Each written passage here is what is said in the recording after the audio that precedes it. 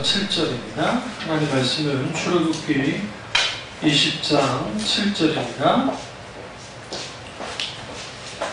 너는 내 하나님 여호와 이름을 망령되게 부르지 말라. 여호와는 그 이름을 망령되게 부르는 자를 죄없다 하지 아니하리라. 아멘. 하나님을 아는 지식 첫 번째 시간으로 하나님의 이름들에 대해서 우리가 나누도록 하겠습니다. 여러분 책의 6페이지 들어가는 글을 보시죠. 어느 누구도 하나님을 스스로 증명할 수 없습니다. 철학은 신을 증명할 수 있다고 접근했지만 그것은 사변에 불과한 것이 되었고, 이성주의가 지배하던 시기의 철학은 불가지로, 즉 신은 알 수도 증명할 수 없다고 하면서 결국 신은 존재하지 않는다는 것으로까지 이르게 되었습니다. 여기서 불가지론이라는 말은 무슨 말이냐면요, 이거예요. 신이 있는지 없는지를 이제 그 철학의 눈으로 보는 거예요. 근데 이제 신을 쭉 증명하려고 해보니까 증명이 안 되는 거예요. 근데 이 증명이 어떻게 증명이 안 되냐면, 신이 있다고 하는 것도 증명이 안 되고, 그렇다고 신이 없다고 하는 것도 증명이 안 되는 거예요. 이걸 불가지론이라고 합니다. 그러니까 우리가 불가지론을 이해를 잘못하면 신이 있는지를 증명하지 못한 것으로만 생각하는데, 그건 아니고 신이 있는지 혹은 없는지 증명이 안 되는 거예요. 그걸 불가지론이라고 해요. 근데 결국은 이 사람들은 무신론자들이니까 결국은 신이 있는지 없는지를 모르겠어요. 그러니까 if 그렇다고 한다면, 만약에 그렇다면 신은 없는 것이다 라고 이제 판단합니다. 이게 이제 불가지론입니다. 대표적인 게 니체가, 여기 보시면 신은 죽었다고 주장합니다. 그러니까 신은 죽었다 할 때 여기 신은 하나님이에요. 그러니까 니체가 말하는 신은 하나님이라고요. 잡신이 아니에요. 하나님은 죽었다고 선언했어요. 니체라는 철학자가요. 그리고 더 이상 인간에게는 이제 하나님은 필요 없다라고 주장했습니다. 이게 이제 우리가 잘 아는 17세기, 18세기, 19세기, 좀 더 올라가면 심지어는 뭐 16세기까지는 아니더라도 17, 18, 19세기에 빈번하게 하나님이 없다고 주장하는 그러한 일들이 이제 벌어진 거죠. 요즘에는 이제 도킨슨이라고 하는 옥스퍼드 대학에 있는 그 교수 하나가 영국 그 이층버스에 뭐라고 이제 광고를 했냐면, 아마도 신은 없을 거다. 그러니까 즐기며 살아라 라고 하는 저 다 기억이 안 나는데 문구가, 어쨌든 아마도 신은 없으니까 뭐 신 걱정하지 말고, 그러니까 신은 없으니까 지옥은 없으니까 니네들 즐길 수 있을 만큼 살아라, 이제 그렇게 이제 그 광고했습니다. 근데 그게 그 사람이 이제 그렇게 하겠다고 하니까 무신론자들이 어마어마하게 돈을 기부를 했어요. 그래서 그거 가지고 아주 오랫동안 이제 이층버스가 영국에 막 돌아다니니까 이제 기독교인들이 또 가만히 있을 수가 없잖아요. 그러니까 이제 하나님은 살아계시다 하면서 이제 또 맞받아서 또 광고를 올리는 해프닝이 뭐 얼마 전에 있었습니다. 얼마 전에, 몇 년 전에 그런 일들이 있었죠. 여기 이제 도킨스가 뭐라고 그래요? 신은 인간이 만들어낸 산물이 실제로 존재하지 않는다고 했습니다. 그럼 우리가 이제 하나님 아는 지식에서 왜 이걸 다루냐면, 그러니까 하나님이 계시다 안 계시다라는 문제가 신앙에 있어서 가장 중요해요. 왜 그러냐면, 저랑 여러분이 지금 교회를 나와서 이제 저 목사이지만 하나님을 믿어요. 그런데 하나님이 살아계시지 않는다고 한다면 이거 할 이유가 없잖아요. 뭘로 그거 나와요? 그냥 좀 즐기고 살면 되죠. 근데 이제 하나님이 살아계신데, 그 살아계신 하나님을 경험을 했는데, 그러면 이것을 적어도 어떻게 해야 되느냐? 이제 하나님이 어떤 분인지를 설명할 수 있어야 돼요. 거기 가장 중요한 게 이제 하나님의 이름입니다. 이름. 여기 보면 6페이지 밑에서 네 번째, 이처럼 하나님은 항상 공격되어 왔고 하나님은 살아계시지 않는다는 것이 팽배하다는 거죠. 먼저는 이런 세상에서 하나님이 살아서 역사한다는 것을 믿고 사는 많은 교인들 가운데서도 하나님의 살아계신에 대한 의문과 회의감이 깊숙하게 자리 잡고 있음을 봅니다. 그 이유는 하나님에 관해서는 들었어도 하나님을 경험하여 알지 못한 까닭입니다. 그럼 우리가 이 책을 쓴 이유가 뭐냐는 거예요.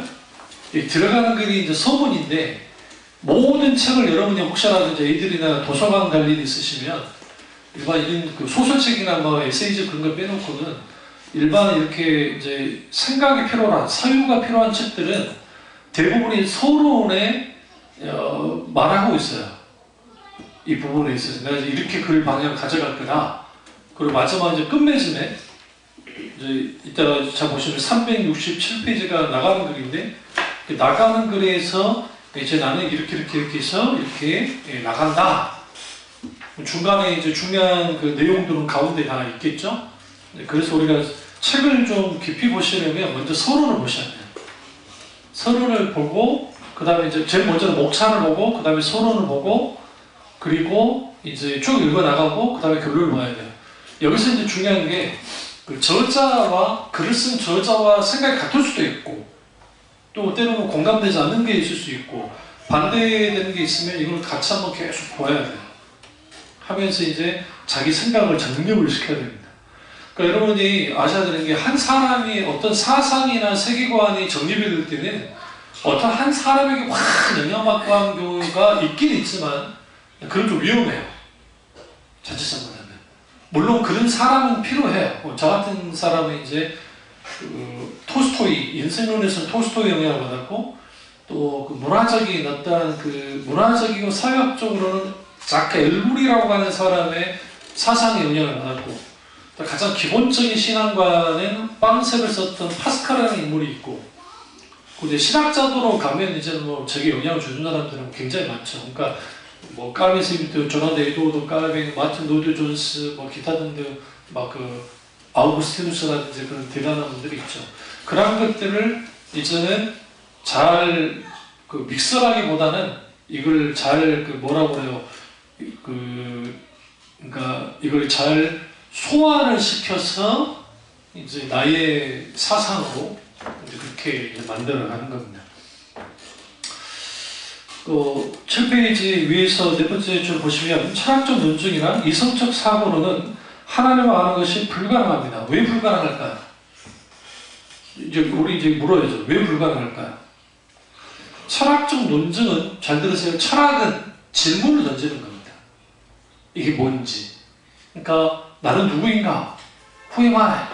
나는 누구인가? How to live? 나는 어떻게 살아야 되는가? 신은 존재하는 것인가? 신이 존재한다면 어떻게 존재하는 건가? 사람이 죽고 난 다음에 지옥과 천국이 있다는데 과연 그 천국은 무엇이며 지옥은 뭔가? 인생이란 뭔가? 기타는 질문을 딱 던지는 게 철학이에요. 근데 질문은 던지는데 이제 문제로 만나면 해답을 갖지 못한다는 거예요. 철학적 질문 속에. 왜 그러냐면 인간의 이성만 가지고 계속 논증과 이제 질문을 던져요. 그리고 그것은 해답을 찾아요. 근데 결국은 인간에게 갖고 있는 것으로 계속 하니까 결국 결론이 안 나와요. 왜 그럴까요? 인간 자체는 아담과 하와가 원적으로 타락하고 난 다음에 불완전한 존재이기 때문에 불완전한 존재로부터 나온 모든 것들은 다 불완전한 것일 수밖에 없어요. 근데 문제는 그 머리를 가지고 하나님에 대해서 이제 생각한다고 했으면 하나님을 알 수 있느냐? 그렇지 못하다는 거예요. 왜? 하나님은 창조주시고 우리와는 전혀 다른 분이에요. 사실 그 자신이 우리에게 계시하셔서 보여주셨을 뿐이지 그러니까 인간의 지혜 가지고 그럴 수가 없어요. 그럼 보세요. 그 그리스 사람들이 신을 이해할 때 왜 사람처럼 이해했을까요? 그 생각 안 해보셨어요? 좀 이상하잖아요. 응? 그러니까 그리스의 신들은 막 사고 쳐요. 막 사고도 치고 거짓말도 하고 질투도 해가지고 막 별짓을 다 합니다. 응? 성질 난다고 막 성질 부리고 아주 인간적이죠. 응? 인간적이란 말이에요. 그러니까 그 그리스 사람들은 그들이 신이라고 여긴 것을 아주 그 인간에 대비시킨 거야. 인간에. 그리고 인간에 대비시켜서 거기에 신적인 존재인 것처럼 만들어놨습니다. 근데 사실은 그들을 들여다보면 인간하고 다른 게 하나도 없어요. 그냥 투영물일 뿐이에요. 그리 신이 있겠지. 그래서 이제 바다는 포세이돈이 있어야 되고 하늘의 그 번개는 뭐 제우스가 있어야 되고 태양은 또 나폴론이 있고 뭐 기타 등등 여러 가지 신들을 그들이 생각해낸 겁니다. 근데 문제는 뭐냐면 보여지는 것들이 된 것 같아요. 잘 들여다보시면 보이지 않는 하나님에 대한 인식은 없어요. 물론 그리스 철학에 깊이 들어가 보면 이제 제1자라고 해서 제1원인으로서 하나님, 제1원인이라는 말은 무슨 말이냐면 시작도 끝도 없는 어떤 하나님의 존재가 있을 거라는 가정을 했어요. 그리스 사람들도. 그 존재가 누군지는 몰라요. 알 수가 없죠. 이제 성경에서는 그분이 하나님이시다고 분명하게 스스로 말씀하시죠. 이성적 사고로도 하나님을 아는 것은 불가능합니다. 여기서 안다는 것은 지식으로 안다는 건 아니에요. 그러니까 단순히 하나님에 관해서 아는 것까지는 가능한데 경험하여 아는 것은 불가능해요. 우리가 하나님을 알 수 있는 것은 하나님 스스로 계시하기 때문이다. 하나님은 계시를 통해 하나님 자신을 밝히시고 그것이 성경 말씀입니다. 그러니까 성경 말씀을 통해서 하나님 자신을 밝혔다는 겁니다. 그렇다고 성경 말씀이 하나님의 존재를 증명하는 것은 아닙니다. 왜냐하면 성경은 이미 하나님이 살아서 역사하는 분임을 전자기 때문입니다. 그러니까 어떤 분들이 이러더라고요. 성경은 하나님을 증명하는 책이다. 그건 바보 같은 소리예요. 성경은 하나님을 증명하는 책이 아니에요. 만약에 성경이 하나님을 증명하는 책이었으면 처음부터 태초에 하나님이 천지를 창조했느니라 그렇게 나오면 안 돼요. 그렇게 나오면 안 되고 하나님을 증명해야 돼요. 그런데 성경은 놀랍게도 어떻게 출발하냐면 하나님을 전제로 해요. 그러니까 우리가 하나님이 왜 살아계시다는 걸 알 수 있냐면 스스로 살아계신 분이 알 수 있는 것은 성경이 왜 진짜이고 진리인 걸 알 수 있느냐, 성경 자체가 하나님을 증명하려 하지 않아요. 증명할 이유가 없어. 왜 증명할 이유가 없냐면 하나님은 살아계시기 때문에 그래요. 그럼 성경을 통해서 알 수 있는 건 뭐냐면 성경에서 하나님에 관해서 알아요. 이런 분이셨구나는 정도를 알지 성경 자체가 하나님을 증명하려 들지 않는다. 왜? 전제합니다. 이미. 왜? 성경을 누가 쓰셨어요? 하나님이 계시하셨어요. 영감하셨었기 때문에 이미 성경은 하나님을 전제합니다. 그걸 이해하셔야 돼요. 그래서 하나님은 살아계신 분인데 그분이 어떤 분이시고 무슨 일을 하셨는지를 보여주는 게 성경 말씀입니다. 그럼 봅시다. 그러면 뭐 성경도를 사는 사람들, 막 그런 사람들이 근본주의자들이 있는데 이 사람들이 문자주의에 빠져 있어가지고 잘 보세요.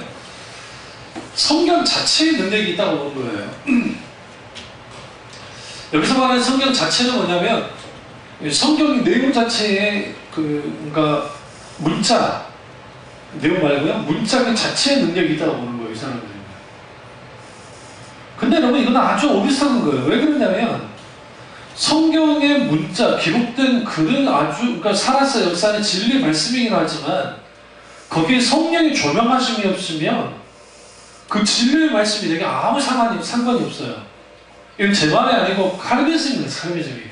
칼빈 선생님이 뭐라고 했냐면 아무리 성경 말씀이라 할지라도 거기에 성령의 조명함의 역사가 없으면 그는 더 이상 성경 말씀으로서의 강력한 역사가 우리에게 나타날 수 없다는 거예요. 그게 성경이 잘못돼서가 아니라 인간이 죄악 가운데 있기 때문에 그 말씀 자체, 그 문자 그 자체에 힘이 있는 게 아니에요. 이게 문자주의라고 그러는데, 그러니까 이 문자주의에 빠져있는 근본주의자들, 잘못된 근본주의자들이 우리나라도 꽤 있어요. 이 사람들이. 그 문자가, 그래서 뭐 킹제임스 성경이 뭐 유일한 성경이라고 주장하는 사람들 있죠. 그거 웃기는 거예요. 왜 그러냐면 저도 번역학이나 사원학을 공부를 했지만 그 사원학을 쭉 공부를 하다 보면 이게 진짜 그 원전에서 어떻게 원본은 성경에서 사본으로 나오는 것을 이렇게 전달되어져 나온 것에 대한 그 자료가 그렇게 많지 않아요. 뭐 쿤난 사본, 사회 사본, 뭐 마소라 사본, 뭐 기타 여러 사본들이 있어요. 근데 자기들은 뭐 킹제임스 버전이라고 하는 영국의 킹제임스 왕이 성경을 번역하게 만들었고 그 만든 성경만이 유일한 성경이라고 주장하는데 이게 일종의 잘못된 문자주의에 빠져있는 거죠. 그래서 여러분 그 기독교 서점가에서 표준 세번역이라, 그러니까 표준 세번역이 아니라 킹제임스 버전이라는 그 성경책은 조심하셔서 사셔야 돼요. 저도 여기 있어요. 일부러 사가지고 보긴 하는데 마치 자기들이 무슨 거의 원전에 가까운 원본 성경에 가까운 말씀을 갖고 있다고 생각하는데 그건 큰 오산 아니에요. 왜냐하면 지금 성경의 원본이 존재하지 않아요. 그 하나님이 치우신 것 같아요. 만약에 지금 성경 완전히 그대로 남아있잖아요. 이게 복잡해집니다. 여러분 레이더스라는 영화 보셨어요? 인디아나 존스. 왜 이러세요? 벗게 나온 거. 그게 레이더스예요. 그러니까 인디아나 존스 시리즈 중에 레이더스라는 시리즈가 있어요. 근데 그 아주 제가 80년도에 그 학생 때 정말 재밌게 봤었는데, 근데 그 법궤가 지금 갑자기 사라졌어요. 성경에 보시면 BC 586년에 이스라엘 멸망을 하죠. 근데 이 법궤가 그래도 살아남았었나 봐요. 그랬으니까 성전 재건돼가지고 제사가 계속 진행됐으니까 예수님 때까지는 그 법궤가 살아남아 있었다고요. 그게. 근데 이제 AD 70년에서 72년까지 혹시 크게 13년까지 그 로마가 예루살렘을 멸망시켰을 때, 이스라엘 멸망을 시켰을 때에 갑자기 법궤가 사라져요. 갑자기. 흔적도 없이 사라져요. 그러니까 적어도 제사장들 여기다 숨겼을지 그때 대화재가 났거든요. 불이 엄청 났거든요. 그때 타서 없어졌는지는 모르지만, 근데 그거 만약에 진짜 법궤가 발견되면 무슨 일이 벌어져요? 그 우상덩어리. 우상덩어리라니까요, 그게. 왜? 신격화시킬 거예요, 그걸. 그 대표적인 게 히스기야 시대 때 있었는데, 히스기야 왕이 그 모세가 광야에서 노뱀을 만들었죠. 그 노뱀을 만들어서 그 보는 자들 다 살아나는 역사가 일어났잖아요. 이걸 보관을 잘 해놨다고요. 그래서 계속 보관을 했어요. 그래서 보관함에 전해져 내려왔는데, 히스기야 시대 그 전시로부터 그 노뱀이 무슨 용도로 사용되기 시작했냐면 아주 막 신령한 물건인 것처럼 막 우상화됐단 말이에요. 우상화되니까 히스기야 왕이 결단을 하고 노뱀을 가지고 와가지고 정으로 막 깨부셔버려요. 깨부셔가지고 내물에다 버려버린다. 왜 그러냐? 성경 보시면 사람들이 그것을 섬기고 막 우상으로 섬기니까 깨부셔버려요. 그러니까 그 노뱀 자체는 하나님의 나라라고 했잖아요. 그 상징물은 하나님의 상징물인데 이게 없어진 거죠. 그러니까 완전 잘 들으세요. 성경에 원본은 없어요. 사본만 있을 뿐이에요. 그럼 이제 어떤 성경이 가장 오래된 성경이냐 발견된 것 중에 우리는 이제 사본과 번역본의 차이는 어떤 거냐면, 원본이 있으면 사본은 그대로 필사하는 거예요. 필사. 그냥 똑같이 베끼는 거예요. 그게 사본이에요. 그러면 번역본은 뭐냐면 그 사본을 다른 나라 언어로 번역한 게 번역본이에요. 그러니까 우리 한글 성경이 이제 번역본인 거예요. 그런데 그 역사적으로 뭔가 그 가장 오래된 성경은 사본이 아니에요. 번역본이 더 오래돼 있어요. 번역본이. 지금 발견된 사본들이 번역본보다 뒤에 있다고요. 그러니까 마치 그 킹제임스 버전을 주장하는 사람들이 자기들이 쭉 위에 올라가가지고 번역본, 그 다음에 뭐 사본, 그게 마치 유일한 원전에서 온 성경이라고, 원전에서 베껴진 일정 어떤 오류도 없이 베껴 쓴 성경을 주장하는 것은 그냥 웃기는 소리인 거예요. 그게 아주 말장난일 거예요. 왜냐하면 그 공부 조금만 해봐도 알 수 있어요. 그럼 성경은 하나님을 증명하는 책이라고요? 아니라고요. 이미 하나님을 전제한다고 그랬어요. 전제하는 책이에요. 다만 성경 말씀을 통해 하나님에 관해서 안다는 거죠. 근데 여기 보면 이제 우리는 성경 말씀을 통해 하나님에 관해서 알 수 있습니다. 그렇다고 하나님에 관해서 알았다고 성경의 하나님을 아는 것은 아닙니다. 이후 글이 진행하는 과정 가운데 명백히 밝힐 것입니다. 여기에 제가 이제 이게 오타가 많아요. 그리고 하나님에 관해 아는 것이 매우 중요한 그림입니다. 그 이유는 성경에 계시는 하나님을 보다 잘 알 수 있는 정보를 제공하기 때문입니다. 만약 하나님에 관해 아는 것을 무시하고 자신의 종교 체험을 통해 이해는 하나님에 대한 인식만을 갖게 되면 성경의 하나님과 전혀 관계없는 분을 섬길 위험을 갖습니다. 이런 경우가 많아요. 이게. 그러니까 여러분 속지 마세요. 뭘 속지 말아야 되냐면 소위 은사 받았고 예언 은사 받았다는 사람들하고 대화하시면서 그게 묶이지 마시라고요. 응? 마치 자기가 다 아는 것처럼. 아니 사람 속을 막 들여다보는 그런 의사가 어디 있냐고요. 아니 그건 어쩌다 한번 그럴 수는 있어요. 저도 그런 사람 받아본 적이 있으니까. 근데 자기는 딱 보면 다 안다나? 속을? 그럼 여기 있으시면 안 돼요. 이제 미아리 가셔야 돼. 미아리. 미아리 뭐 있어요? 점집 있잖아요. 응? 가가지고 무당들 하나씩 만나가지고 속을 들여다보고 그것들 개종시켜야 돼. 무슨 말인지 아시죠? 그건 여러분 원수에게 속고 있거나 아니면 스스로가 속고 있거나 아니면 장난치는 거예요. 장난치는 거예요. 성령님의 역사, 그 은사들은 성령께서 역사하시고자 할 때 나타나는 것이지 계속적으로 나타나지 않아요. 그러니까 여러분 그 기도 좀 많이 하고 은사 받은 사람들이 자기가 먼저 신령한 사람처럼 굴잖아요. 제가 만약에 은사주의자였으면 여러분은 지금 제가 먼저 못해요. 일단 저는 저를 완전히 시킬 거예요. 제가 은사주의자였습니다. 왜 그러냐면 그래야 내가 뭔가 다른 존재가 있잖아요. 그리고 와서 나한테 기도받으면 더 달라지는 것처럼. 그 담임 목사한테 기도받으면 더 하나님이 역사해주고 담임 목사 아닌 사람한테 안수받으면 더 역사하십니까? 그렇지 않는다는 거죠. 그러니까 잘못된 은사관이 왜 생기느냐? 하나님을 제대로 알지 못했어요. 성경에서 말하는 하나님이. 그러니까 참 재밌는 게 뭐냐면 그 신앙생활 하면서 그 인격주신 하나님을 알고 그 다음에 하나님에 관해서 분명하게 아는 사람들은 잘 들으세요. 성경 기준으로서 상식적이에요. 그러니까 우리는 늘 성경을 중심으로 한 상식적인 크리스찬이 돼야 돼요. 근데 성경 중심적인 상식적인 크리스찬이 아닌 교회가 꽤 있어요. 생각보다. 이상할 정도로. 말도 안 되게. 그러니까 이제 대화 나눠보면 알 수 있어요. 대화 나눠보면. 본인은 막 하나님께 막 그 영적으로 깨어있는 사람이고 자기는 영적으로 아주 민감하대요. 응? 민감하대요. 그래서 아주 민감하게 하나님께 반응한다는 거죠. 그 히스테리. 그런 식의 민감함 없어요. 그런 식의 영적인 민감함 없다고요. 그럼 왜 그렇게 되냐면 그 사람이 자기 종교적 체험을 하요. 그 사람의 기질과 성격이 같이 맞닿아져요. 그래가지고 그것이 마치 하나님을 경험한 거죠. 그래서 하나님은 그런 분인 것처럼 착각을 해요. 그래서 율법주의에 강력하게 영향을 받은 사람은 하나님은 아주 무서운 분이에요.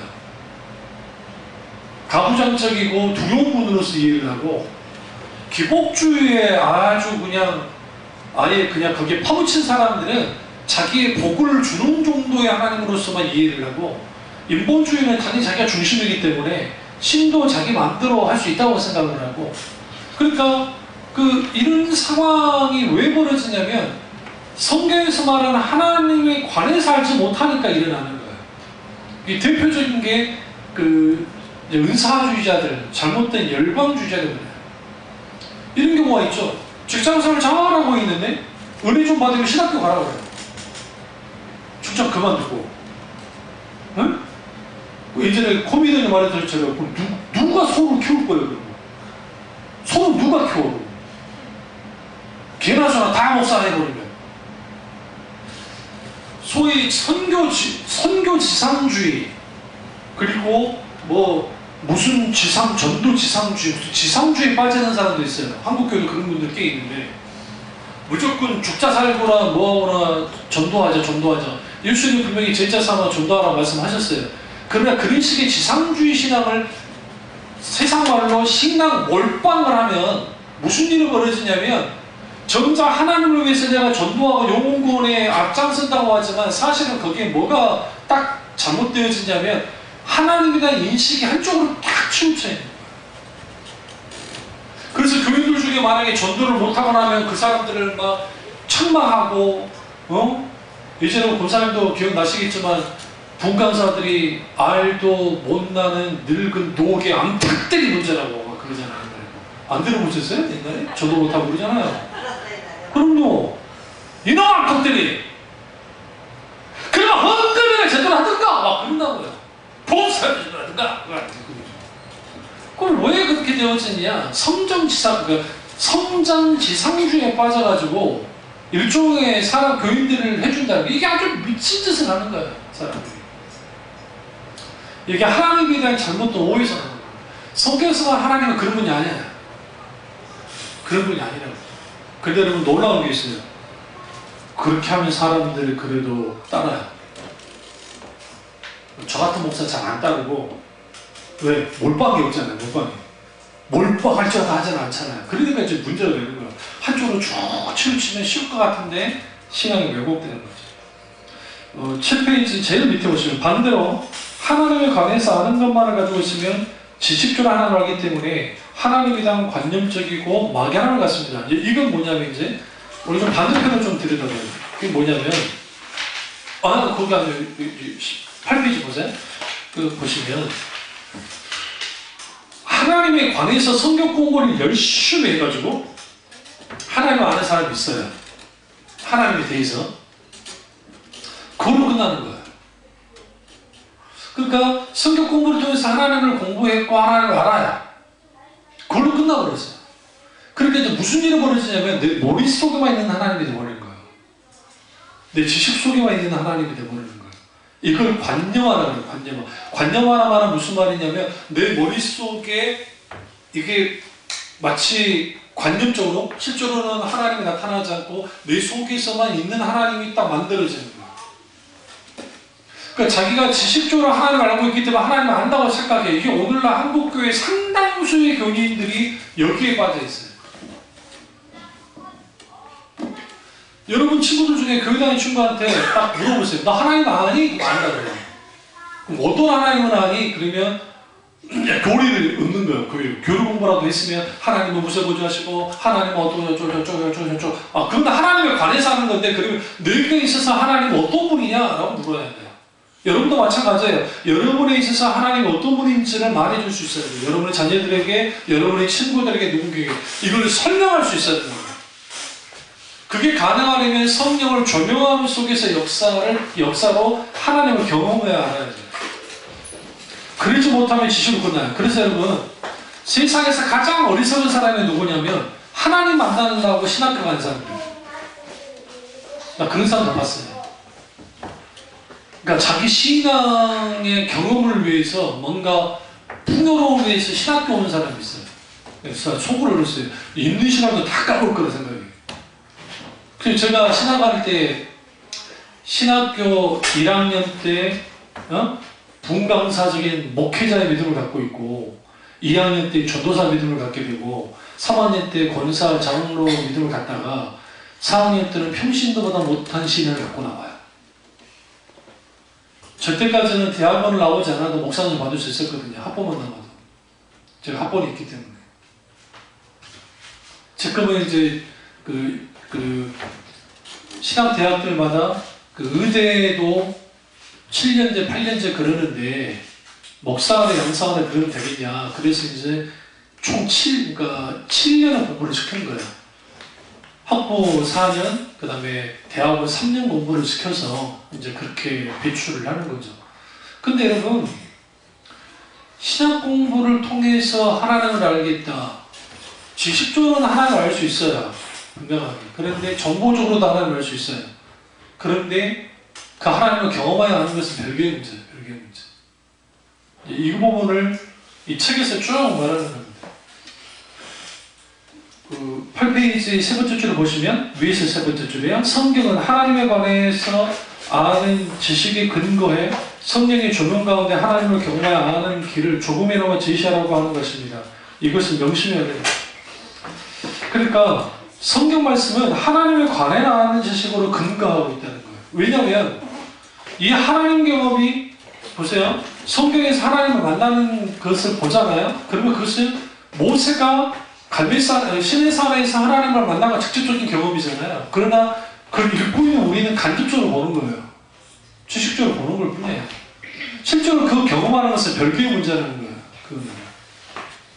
그럼 뭐가 있어야 되느냐? 성령의 조명이 있어야 돼요. 조명이란 말은 비추신다는 뜻이에요. 깨닫게 하시고 알게 하는 놀라운 성령의 역사가 있어야 하나님을 경험하여 알 수 있게 되죠. 아무리 지식적으로 잘 알고 있어도 그것은 관념에 불과합니다. 여기에는 하나님의 어떤 생명도 임재도 경험할 수 없습니다. 제가 말하는 것은 여러분 이 책을 읽어가는 과정 속에서 하나님을 아는 지식을 정말 가지고 있는지를 분별하고 하나님을 더 깊이 아는 것입니다. 왜냐하면 하나님을 알아야 하나님을 바로 믿을 수 있고 하나님을 바로 믿어야 온전한 삶으로 하나님의 사역에 동참하며 온 삶으로 하나님의 사역에 동참할 때 하나님의 크신 역사를 경험할 수 있기 때문입니다. 오늘날처럼 하나님 이름이 땅에 떨어진 시기도 없습니다. 하나님 이름에 합당한 영광을 받으려면 하나님을 알아야 됩니다. 호세아가 그토록 이스라엘 하나님을 향하여 하나님을 경험하여 알라고 외쳤던 것처럼 우리의 거짓 신앙체계를 깨뜨리고 하나님을 알기를 구하며 성령의 주는 가운데 날마다 하나님을 알아가야 합니다. 그렇게 되면 여러분의 인생도 삶도 신앙도 하나님의 통치와 다스림 안에 있게 될 것이고 비록 이 땅에서 최선을 다해 살지만 하늘의 소망을 두며 살게 됩니다. 그 것입니다. 바로 이것을 저는 원합니다. 책임부터 쉽게 듣지 마시고 끝까지 읽으셨으면 바라고 무엇보다 하나님을 깊이 알아가기를 바랍니다. 이렇게 써놨어요. 딱 넘어가시면 이제 하나님의 이름 1장을 넘어가겠습니다.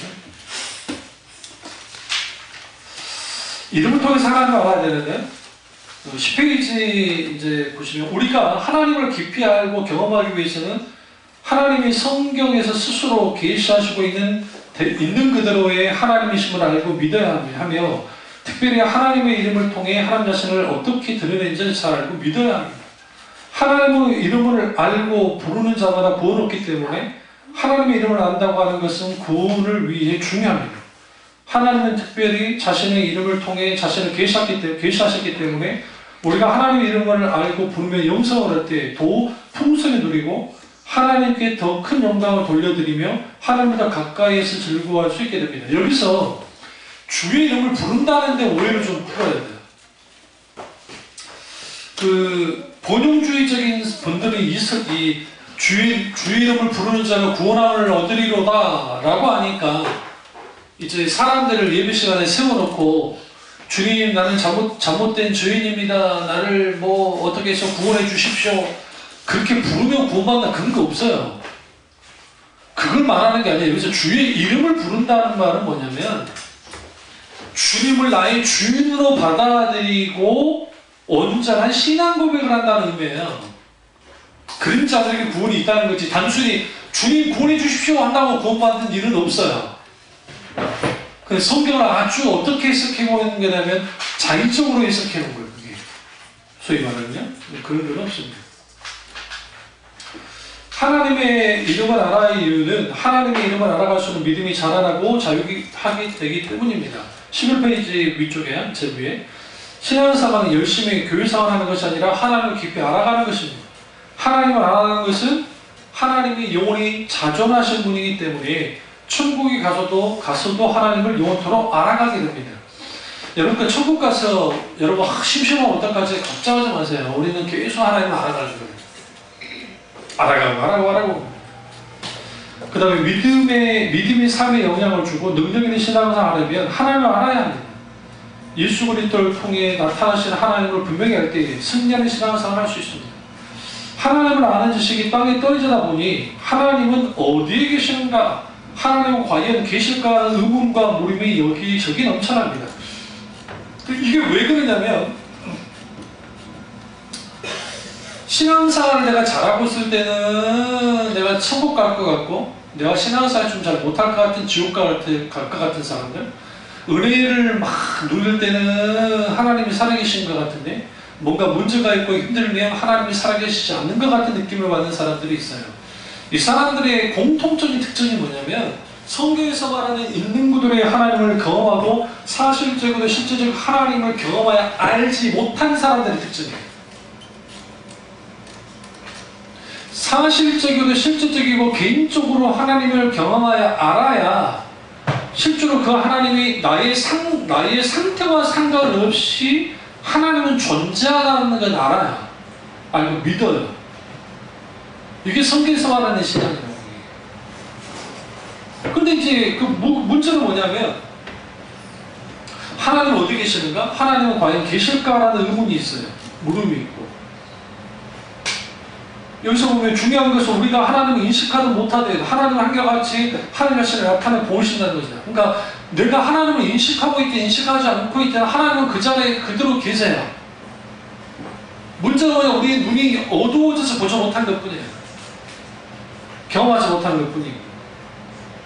그러므로 맹목적인 신앙생활을 위해서는 안 되고 하나님을 알아가는 것이 신앙의 시작이자 핵심으로 하나님 알기를 힘써야 된다.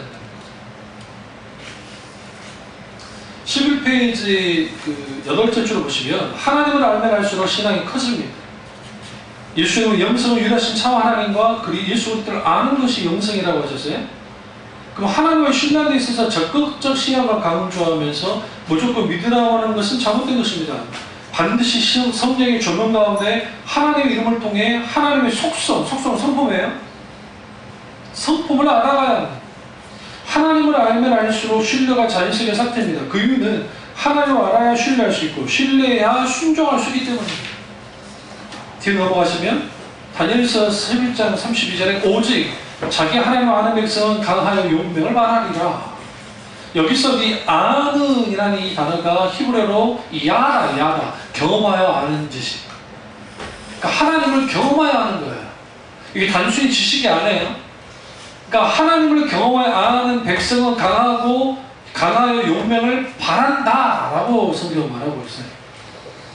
그러면 지식적이고 관념적이고 이론적이고 하는 신앙은 참믿음이 아니에요.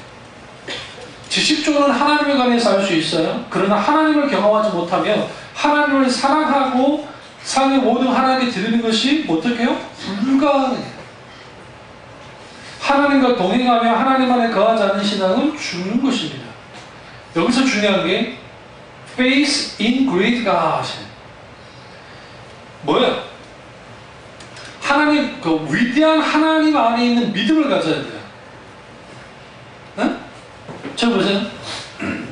우리가 믿음을 갖는다고 할 때에 믿음과 신념이 있어요. 그런데 모든 신자의 믿음의 출발은 하나님께부터 출발돼요. 그러니까 모든 인간은 하나님께부터 믿음이 출발돼요.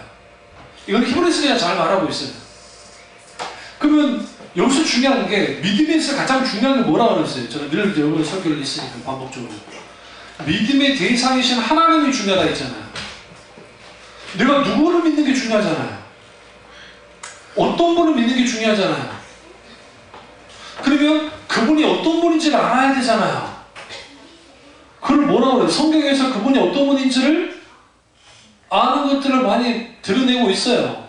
그러니까 성경은 하나님을 증명하는 책은 아니지만 하나님에 관한 내용들이 많기 때문에 하나님이 이런 분이다라는 것을 알게 돼요. 성경을 통해서. 그러면 그 하나님이 이런 분이에요. 그럼 보세요. 내가 하나님께 소원기도를 했단 말이죠. 그 집회 가운데 그 분위기가 있어가지고 나도 모르게 얼떨결에 1,000,000원 예를 들어 1,000,000원 작정 헌금을 결단하고 꼭 써내게 합니다. 안 할까봐 써내게 한다고요. 지금 우리 문제되고 있는 그 서초역에 있는 그 교회 건축할 때 그 건축 든 돈이 3,001억이 들었거든요. 3,001억이. 근데 놀라지 마세요. 건축헌금 작정이 3,000억 이상 나왔어요. 작정이 헌금한 게 아니고 그래요. 작정이 헌금하겠습니다 라고 작정한 게 3,000억보다 더 나왔다고요. 그런데 지금 들리는 소식이 봉헌 예배를 드렸다는 소식이 없어요. 무슨 말이냐면 헌당 예배라고 그러는데 여러분 이제 상식적으로 알고 계셔야 돼요. 기독교인이면 어디 갔는데 여러분 나 이번 입당 예배 갔다 와서 우리 교회 입당 예배야. 그러면 여러분은 무식하게 무슨 소리인데? 그러면 안 된다고. 개창피한 거니까 목사 누구냐 그래. 그리고 입당 예배는 뭐냐면 그러니까 이제 은행 빚을 다 갖고 예배당에 들어가서 드리는 예배예요. 빚이 있는 거예요, 빚이. 근데 봉헌 예배는 뭐가 다르냐면 빚을 다 청산했을 때 드리는 게 봉헌 예배예요. 광주에 그 보온 예배를 드린 적이 없는 거예요. 왜? 거기는 빚을 청산한 적이 없어요. 그러니까 건축할 때 들었던 그 빚을 다 청산하면 그래서야 비로소 봉헌 예배라고 해요. 그러니까 입당 예배는 교회 건축학을 한 다음에 교회장이 들어가서 처음 드린 예배가 입당 예배고, 그 다음에 봉헌 예배는 이제 모든 빚을 다 갚았을 때. 그런데 그 소초에 있는 그 우리 교회가 가장 큰 교회가 봉헌 예배, 헌당 예배를 드렸단 말을 들은 적이 없어요. 그러면 그 교회 전지 좀 꽤 됐는데 그 수많은 교인들이 작정이 3천억 이상 되는 헌금을 하겠다 작정을 했는데, 그들이 작정한 대로 헌금을 했으면 이미 다 뭐 해야 돼요? 건축할 때 있었던 빚은 다 청산했어야죠. 그러면 그때 작정했는데 안 한 사람은 하나님이 벌 주셔야 되겠네? 여러분 어떻게 생각하세요? 어떻게 생각하시냐?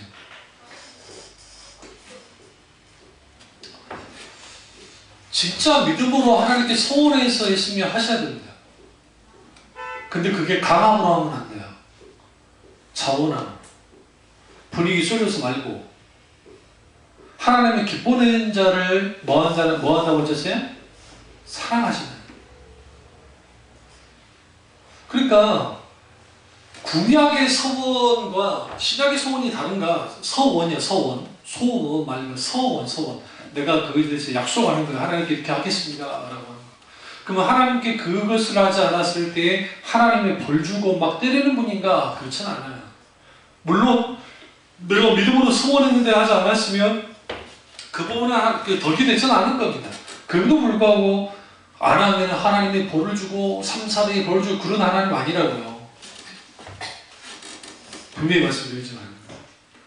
또 잘못된 성경관을 갖고 있는 사람들이 구약의 하나님은 가부장적이고 무서운 하나님이고 신약의 하나님은 아주 사랑의 하나님, 그거 세대주의자들이 만들어낸 거예요. 안식교가 여호와 증인들이 만들어낸 교리예요. 근데 그게 버젓이 기독교 안에 들어와가지고 마치 구약의 하나님은 무섭고 권위주의적인 하나님이고 신약의 하나님은 사랑의 하나님이다. 그럼 웃기는 거지. 왜 그러냐면 삼일체 하나님은 공의, 구약이든 신약이든 똑같이 역사하셨어요. 누가 더 드러나는 것은 좀 차후의 일이고, 그리고 구약의 가장 큰 정신은 두 가지예요. 공의와 핫세대.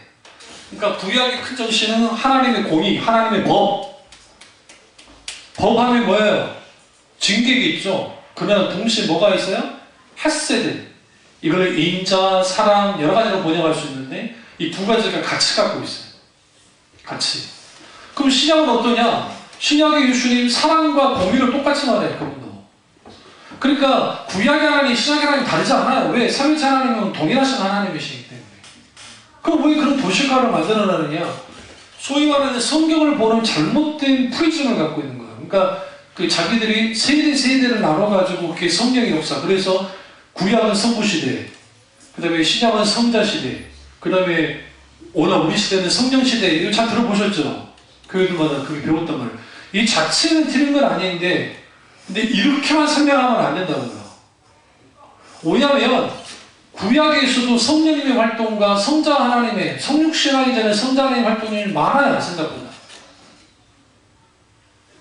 그리고 그 성자 하나님의 활동하셨던 그 시대의 그 성자는, 성령의 역사는 말할 것도 없이 많았고, 그러니까 그것은 성경 공부를 위해서 교훈적 측면에서 하는 거지, 그 성부시대는 구약에는 성부 하나님이 다 역사하시고, 또 신약에서는 성자 하나님이 역사하시고, 마지막에는 성령 하나님만 역사하신다는 식의 도식은 인간이 만드는 거군요.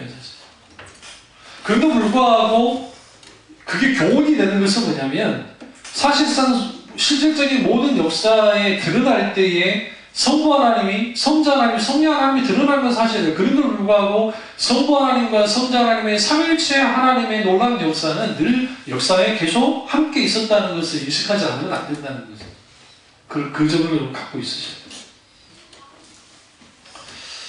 그러면 여기서 오늘 좀 본문 말씀, 그럼 이제 하나님의 위대한 믿음을 가져야 되는데, 하나님 안에 있는 위대한 하나님의 믿음을 가져야 되냐? 그러면 그 어떻게 갖게 되느냐? 위대한 하나님을 알면 할수록 자연스럽게 믿음이 커진다는 거예요. 믿음이란 위대하신 하나님을 뭐 하는 거다? 믿는 것이다.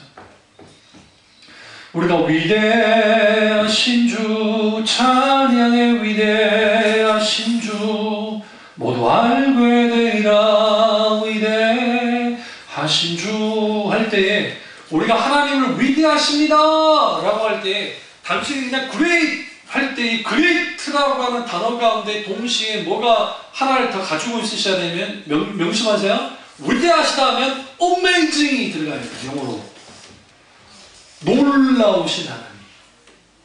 그러니까 위대하고 위대하다는 생각하면 우리는 한국말로 생각하면 크신 하나님만 생각하잖아요.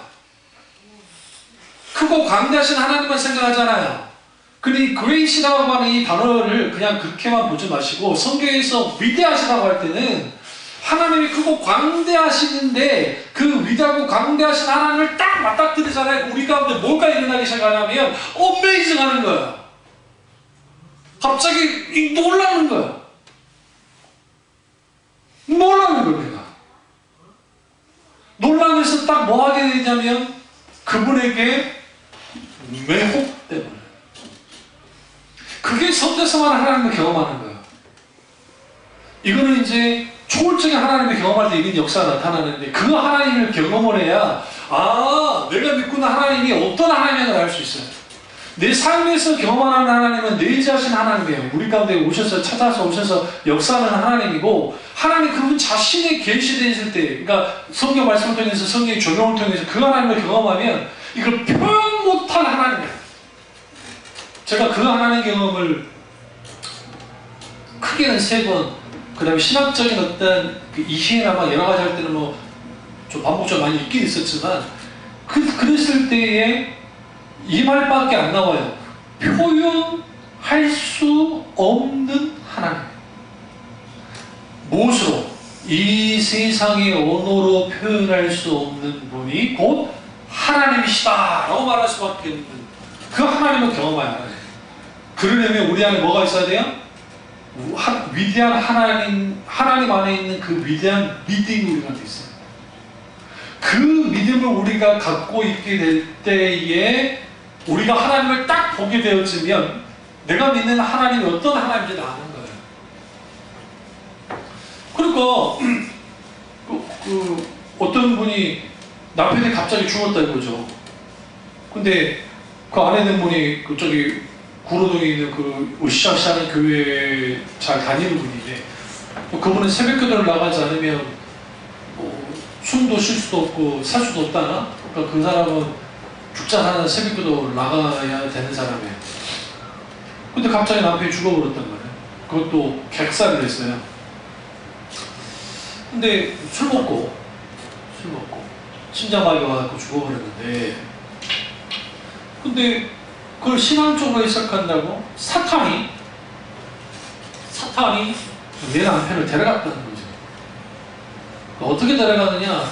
내가 더 기도하고 영적으로 대결을 해가지고 그 사탄을 제어시켜서 그렇게 했어야 되는데 사탄이 데려갔다는 거죠. 내가 그래서 영적 전쟁에 내가 충실하지 못하게 된 이런 일이 벌어졌다는 식으로 이제 반응을 해요. 여러분 어떻게 생각하세요?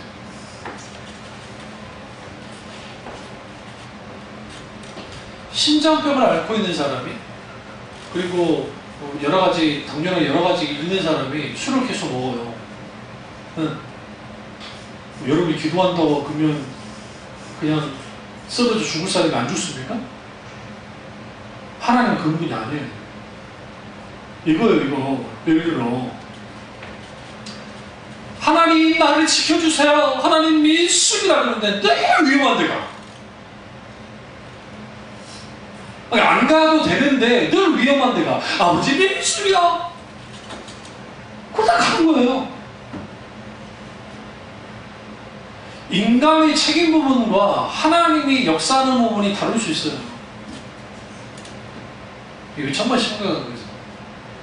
그러니까 신앙관이 소위 영적 전쟁 그리고 뭐 기도 만능주의에 빠지면 하나님을 이해할 때 그런 식으로 다 이해를 해요.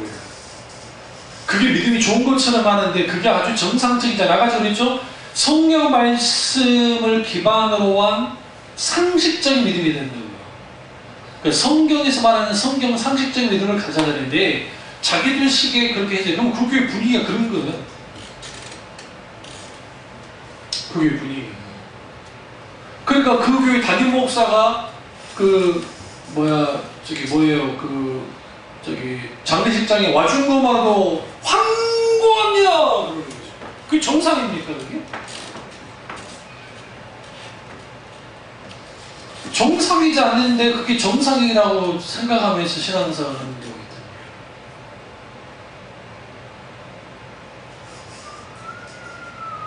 사도들의 위대함이 어디 있냐면요. 베드로, 안드레, 야고, 요한이 사도들의 위대함은 그들은 그들 스스로를 드러내지 않았어요. 성령 강림 이후의 사도들이라는 게. 사도 바울은요, 평신도들과 늘 잘 어울렸어요. 그래서 여러분, 다음에 제가 설교를 하겠지만, 로마서 16장을 보시면, 하나님의 동력자들이 나오는데, 사도 바울이 평신도들의 이름을 일일이 열어버려요. 20몇 명. 이 말은 무슨 말이냐? 주의 종들이 내가 거룩하네 하면서 목에 기부수 주고, 여러분 참 재밌습니다. 이게 달라요. 할렐루야. 갑자기 느려져. 뭐 그래요? 이 사람들의 삶 속에는 뭘 갖고 있냐면 자기가 지금 공의가 있다는 것을 행동의 언어를 통해서 드러내는 거예요. 그 영적 권위는 주님께로부터 오지 자기가 뭐 뽐낸다고 자기 힘으로 된다 그거 없어요. 근데 문제는 뭐냐면 위대하신 하나님, 그 하나님을 내가 알아야 되는데 정보는 성경이 줘요. 그런데 그 하나님을 경험하여 하지 못하면 우리 몰라요. 하나님 아직도 모르는 거예요. 이 부분은 헬렌 백갈 목사님이 잘 말씀하셨어요. 그분의 책 가운데 설교 공부와 또 책이 있는데 하나님을 경험하는 삶이라는 책에서 뭐라고 하셨냐면 원래 많은 사람들이 여호와 니시, 승리 하나님, 여호와 이레 공급하시고 예배하시는 하나님에 대해서 기도를 한다. 혹은 여호와 살롬의 하나님에 대해서 기도를 한다. 기도하면서 어떻게 기도하느냐? 하나님 내게 여호와 살롬의 하나님이 되어주세요. 여호와 하나님이 살롬의 하나님, 여호와 이레 하나님이 되어주십시오. 믿습니다. 믿습니다. 믿습니다. 믿습니다. 여호와 이레 하나님 되어주세요. 경험 못해. 내가 기도가 부족하구나. 주여 여호와 이레 하나님을 경험하게 해주시오. 믿습니다. 믿습니다. 믿습니다 한다고 해서 그 여호와 이레 하나님, 아브라함이 경험했던 그 여호와 이레 하나님을 경험하게 되느냐? 그렇지 않아요. 하나님 경험은 어떻게 되어지냐면 잘 들으세요. 먼저 하나님 자신을 드러내 보이신다고. 그러니까 우리는 어떻게 되냐? 하나님, 내가 여호와 이레 하나님을 경험하기 원한다면 하나님, 여호와 이레 하나님을 내게 비춰달라 기도해야 돼요. 보여주십시오. 주님이 여호와 이레 하나님으로 보여주실 때 반드시 하나님이 요구하는 게 뭐냐면 하나님은 그냥 하나님 자신을 보여주는 게 아니라 거기는 뭘 요구해요? 뭐를? 조종을 요구해요. 조종을. 먼저 하나님은 하나님을 보여주시고 우리는 믿음의 반응을 해야 되고 믿음의 반응 속에서 무슨 일이 벌어지냐? 내가 조종을 해야 돼요. 내가 하나님께 전환해야 된다고요. 내가 믿음이 전환하고 난 다음에 우리 믿음이 결단을 갔을 때 그 하나님을 경험할 수 있어요. 그럼 오늘날 왜 사람들이 살아서 역사하는 하나님을 사실적인 실제적인 하나님을 경험하지 못하느냐? 그 이유는 딱 한 가지예요. 하나님 앞에 다른 분도 전환하고 조종한 적이 없어요. 내가 적어도 여호와 이레 하나님을 경험하려면 내가 예배하신 하나님, 그 하나님을 위해서 내가 나의 정보용과 같은 것들을 하나님 앞에 포기하고 내어드리는 그런 조정과 결단이 있어야 그 하나님을 경험할 수 있다고요. 아브라함처럼. 기도만 냈다 하고 여호와 이레 하나님 만나주세요. 여호와 하나님, 여호와 이레 하나님 경험하기 원합니다. 그렇게 기도한다고 해서 그 역사가 일어나지 않는다고요. 그런데 오늘날에 잘못된 신앙가를 갖다 보니까 그렇게 내가 여호와 이레 하나님 이런 사람도 있어요. 모세의 하나님, 나의 하나님, 아브라함의 하나님, 나의 하나님 되게 하시고 뭐 다윗 하나님 나의 하나님 되게 주옵소서 주님 다윗의 믿음을 갖기 원합니다. 그러면 우리는 다윗의 믿음을 가지려면 다윗이 어떻게 여호와 셰퍼드 하나님 목자신 하나님을 광야에서 어떻게 하나님을 만났고 어떻게 거기에서 조종하고 그리고 만져지고 닦여지고 온전히 그렇게 바뀌어지는 그런 것들이 내 인생에 실제로 있어야 된다고요. 그렇게 계시하시고 내가 만나주시는 하나님을 경험할 때 비로소 우리는 뭐 하게 되느냐? 그 하나님을 경험해야 하게 되는. 그리고 오늘 본문 말씀의 20절 7절에 어느 게 있죠? 12페이지 둘레 6줄 보시면 하나님 이름을 망령되이 끊지 말라. 여기서 망령된 히브리어로 샤베인데 그 샤베의 뜻은 거짓되게 헛되이 가치없게 하지 말라라는 거예요. 그럼 이거는 뭐냐? 하나님의 이름을 잘못 사용하거나 함부로 남용하지 말라는 겁니다. 이런 분들이 있죠. 내가 하나님 이름 앞에 맹세해. 예수님이 뭐라 그랬어요? 맹세하지 말라 그랬죠. 왜 맹세하지 말라 그랬어요? 하늘로도 하지 말고 땅으로도 하지 말라 그랬다고요. 왜 맹세가 문제가 되냐면 내가 맹세함으로 내가 정말 억울한 것으로부터 내가 진짜 그런 사람 아니라는 걸 증명하고 싶어 하는 거예요. 그러나 하나님의 이름은 그렇게 사용되는 게 아니에요. 절대로. 인간이 하나님의 이름을 사용하고 할 수 있는 그런 게 안 된다고 합니다. 그래서 하나님의 이름으로 거짓 맹세하지 말고 다른 사람을 조우할 때 하나님의 이름을 쓰는 것 같은 오용하면 안 되는 것이고요. 13페이지 위로 보시면 제일 위에 보시면 하나님의 이름은 인격과 정체성을 나타냅니다. 하나님의 이름을 알면 하나님의 속성을 보다 더 잘 알 수 있습니다. 여기서 봐주십시오. 하나님의 이름은 하나님 자신을 나타냅니다. 그러니까 이름 자체가 하나님 이름 자체가 하나님 그분이에요. 그럼 하나님 이름과 하나님을 별개로 구분해 볼 수가 없습니다. 다만 성경에서 하나님이 다양한 이름으로 각 시대에 나타나고 있는 겁니다. 이처럼 하나님 이름이 다양하게 나타나는 것은 그만큼 하나님이 크고 광대하시기 때문입니다. 예수님 당시의 종교 지도자들과 바리새인들이 하나님의 이름에 최대한 존경을 보였고 특히 서기관들은 성경을 필사할 때 성경의 이름이 나오면 붓을 짚고 목용을 한 후에 썼고 심지어 성경을 볼 때 하나님의 이름이 나오면 뭐라고요? 아도나이라고 했대요. 실질적인 하나님 이름을 하지 못하고 부르지 못하고 아도나이라고 읽을 만큼 중요하게 여겼습니다. 그것들은 하나님 이름을 고르게 여기던 그들이 정작 하나님 이름을 뭐 했어요? 더럽혔다고요. 그들의 신앙과 믿음이 인격주신 하나님을 알고 살아가는 신앙의 본질에 있는 것이 아니라 의식의 본질을 대치한 의식적인 신앙으로 인해 오히려 하나님 이름이 더럽혀졌습니다. 이걸 어떻게 했냐? 말라기 3장 16절에 한번 가보시죠. 성경 찾아보겠습니다. 말라기 3장 16절 구약 성경처 1뒤에 있어요. 마태복음 앞에 말라기 3장 16절을 보시면 그때 여호와를 경외하는 자들이 피차에 말하되 여호와께서 그것을 분명히 들으시고 여호와를 경외하는 자와 그 이름을 존중히 여기는 자들을 위하여 여호와 앞에 있는 기념책에 기록하셨느니라. 그러니까 여기서 여호와를 경외하는 자들이 피차 말했다는 거예요. 그때. 그러면 그때는 어떤 때예요? 당연히 말세겠죠? 그러면 여호와께서 그것을 분명히 들으시고 여호와를 경외하는 자와 그 이름을 존중히 여기는 자를 위하여 여호와 앞에 있는 기념책에 기록해야 했다. 여기서 생명로그에 대한 기록이 어디 나와요? 계시록에 나오죠? 그러니까 이 기념책에 기록한다라는 의미는 아주 중요한 의미를 갖고 있어요. 그러니까 하나님이 보증하시고 인정하시고 구원하신다는 의미를 총체적으로 가지고 있는 건데 여기서 여호와를 경외하고 여호와를 존중히 그 이름을 존중히 여기는 거 이게 아주 중요하다는 거죠. 그럼 여호와 이름을 존중히 여긴다는 게 뭘까요? 여호와 이름을 망령되이 하지 말라 라고 하는 것은 함부로 하나님의 이름을 부르지 말라는 단순한 의미가 아니에요. 그게 아니고 이거예요. 여기 보시면 여기 잘 말했죠? 13장 13페이지 넷째 줄 밑에서 넷째 줄 보시면 겉으로 성경에서 하나님 이름을 망령되이 부르지 말라고 하는 것은 언약하시고 그것을 이루시는 인격체 되신 하나님을 잊고 의식적으로만 하나님의 이름을 부르고 섬기는 것을 경계한 겁니다. 또한 하나님 이름을 가지고 자신의 입지를 강화시키기 위한 수단적인 것을 의미합니다. 그러기 위해서 하나님의 이름을 뒤로 넘어가세요. 14페이지. 이름을 하나님의 본질에 맞게 높여드리고 성령의 도우심을 통해 하나님을 깊이 아는 것이 보다 중요합니다.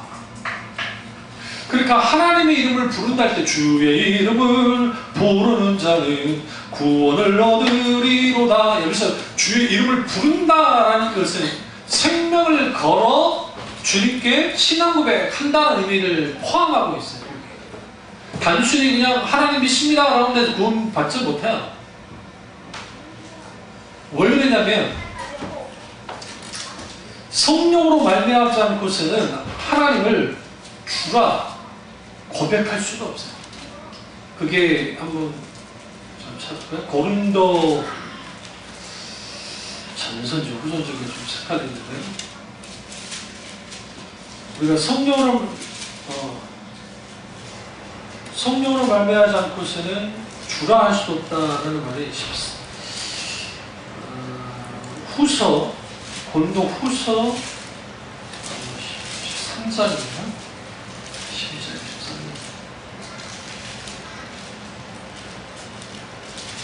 10장입니다.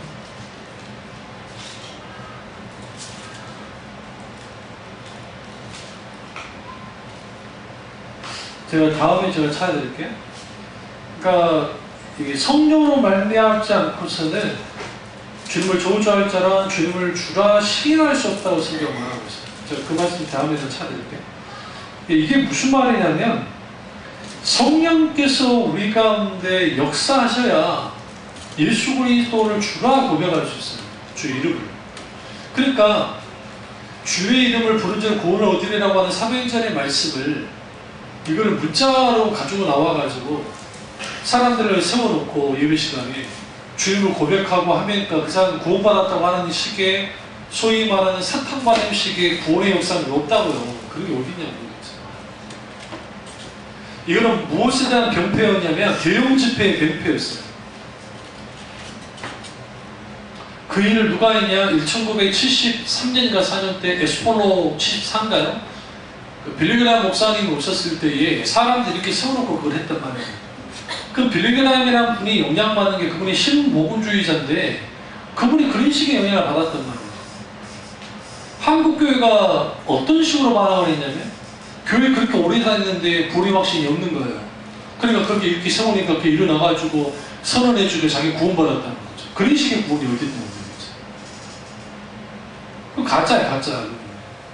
그럴 수가 없어요. 물론 이렇게 세웠는데 성령께서 놀랍게 역사에서 신앙 고백을 하는 역사가 전혀 없지는 않겠죠. 그럼에도 불구하고 그런 성령의 어떤 조명의 역사가 없는 상태에서 하는 수많은 고백들은 아무 의미 없어요.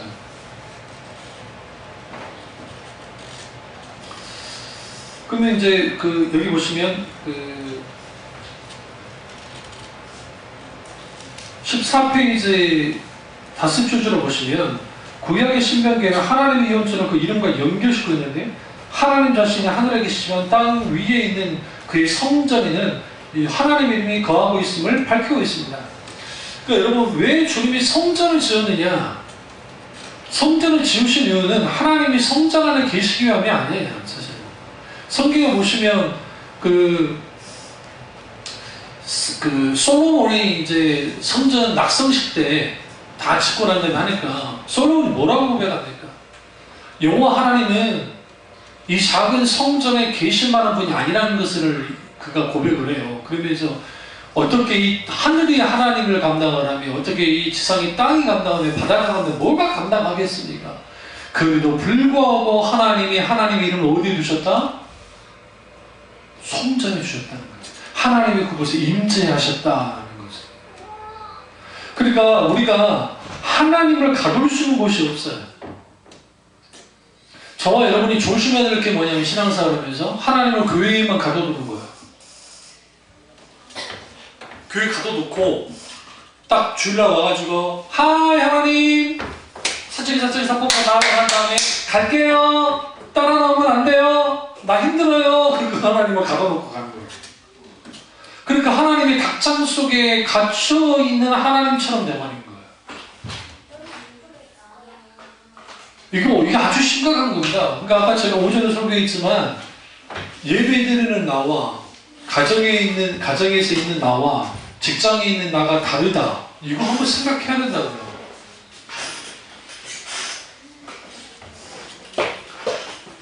그리고 보시면 성경에서 그 이름을 진짜 동일시되고 그 사람의 인격과 특징을 나타냅니다. 그렇기 때문에 하나님의 이름은 하나님께서 누구인지를 알려주고 하나님의 이름이 곧 그 자신임을 밝히는 겁니다.